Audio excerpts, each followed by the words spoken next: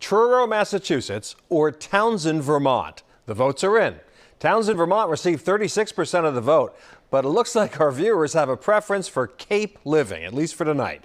Truro received 64% of the vote, a landslide win. Erica Tarantel takes us there now.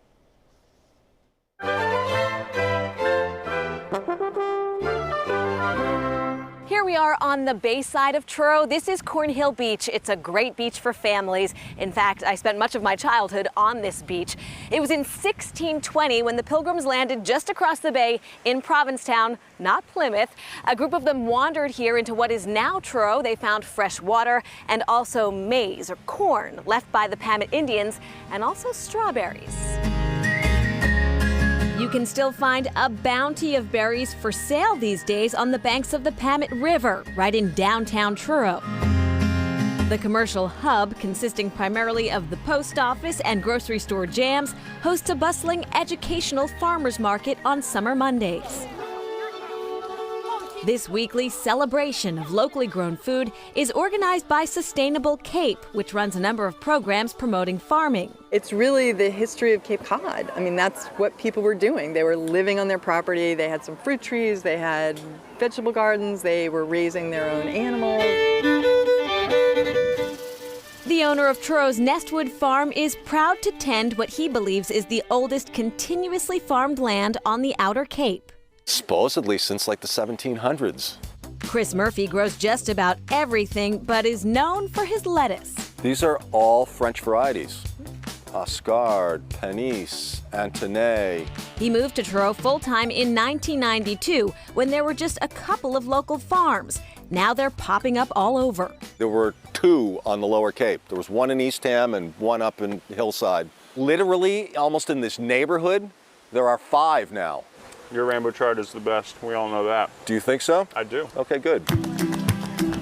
That's a good one. No, I don't have a bunch of bunny rabbits. Chef Michael Ciraldi seeks out the best in all he buys. So these are all I have today. Meat, produce, everything he can purchase direct from a local farmer, he does. All the beef is raised in South Dennis that I use. The chicken comes from Truro. The pork either comes from Truro or Barnstable.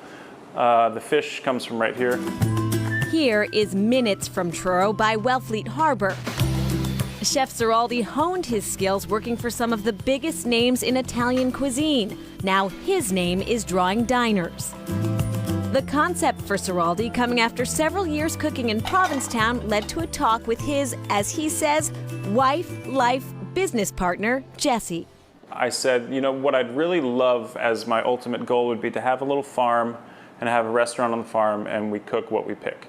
And she said, well, why don't you just do that now? You have farmers that you've been using for 4 years. Why not just buy from them at the farmer's market and change the menu with what they have? And of course, she's a genius. The result, a 7-course prefix menu that always changes, created daily by the husband-wife team. She was saying the other day, I have the ideas and then I say, make it happen. I don't care what it takes. And so that's kind of what happens. I mean, she has some of our greatest ideas. Dinner service could double as theater. The opening every night, an explanation of what's to come. My name is Michael. I'm going to cook your dinner tonight. Where each menu item is from. We have a Nestwood Farm salad. Nestwood is in Truro.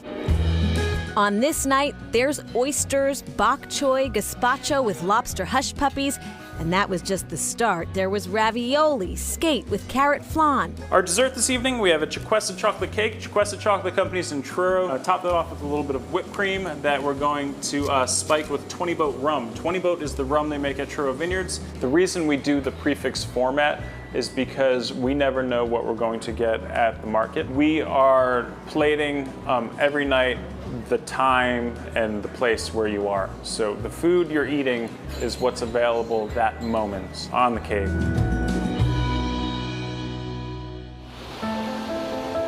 The traditional Cape Cod home. In Truro, you'll find those, but you'll also find these, if you know where to look. There's this wonderful conglomeration of these really, truly amazing houses. Built from the late 1930s to the 80s, marvels of modern design are hidden throughout this part of the Outer Cape.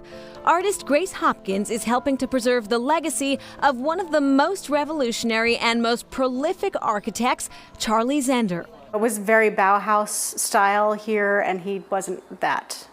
He really had his own particular vision. Out of 70 to 100 houses they're trying to preserve on the Cape, Dad did 53, 54 that I know of that are completely different. They're not sterile, they're romantic.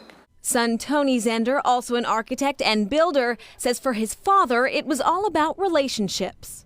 He came out to Truro to help a friend build a house and fell in love with the area. His whole career was word of mouth. He was so different that people would come to him. Zender also mastered the relationship between the building site and the structure. Dad was so good that you could not divorce the land from the house once it was there. And you literally have to trip across these houses. They're small, nestled. They belong exactly where they are, is the only way I can put it. You're looking through different apertures and different views that he had chosen for you to see, and you just look at nature in a very different way.